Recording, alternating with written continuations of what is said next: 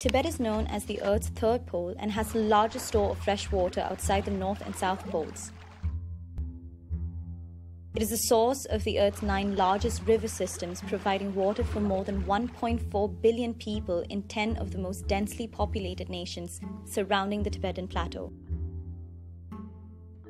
Like the Arctic and the Pacific island nations, Tibet is at the front line of global climate change, warming nearly 3 times as fast as the rest of the Earth. The alarming rise in temperature and the extreme changes in precipitation patterns are directly affecting the Tibetan people, wildlife, and have ramifications far beyond Tibet's borders. Tibet's glaciers are melting and its permafrost disappearing fast. It is vital that we seek to protect this fragile high-altitude ecosystem and address the significant challenges it faces.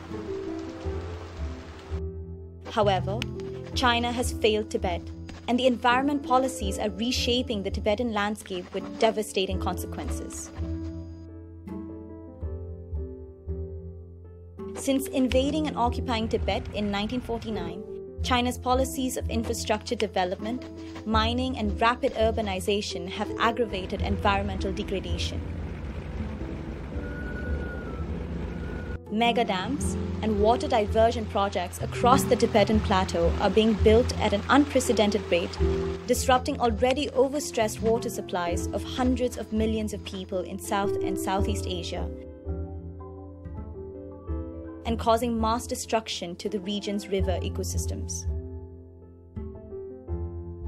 Further, over 2 million Tibetan nomads have been forced from their homes in the Tibetan grasslands to newly constructed settlements, profoundly altering Tibet's social and environmental fabric and threatening the survival of the Tibetan rangelands on the roof of the world. Stripped of the livelihoods that have sustained them for thousands of years, the once proud and resilient people now face an uncertain future.